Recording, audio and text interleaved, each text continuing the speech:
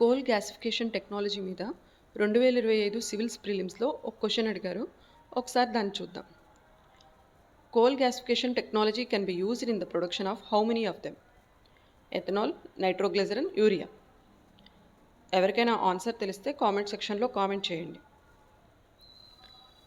Ethanol దీంట్లో ఉపయోగిస్తారు.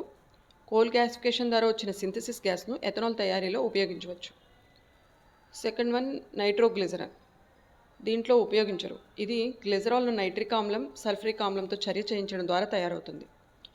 Third one urea, ఇందులో ఉపయోగిస్తారు. బొగ్గు వాయువీకరణ ఇంకా కోల్ గ్యాసిఫికేషన్ ద్వారా వచ్చిన హైడ్రోజన్ను అమ్మోనియా తయారీలో ఉపయోగిస్తారు. ఆ అమ్మోనియా ద్వారా యూరియా తయారవుతుంది.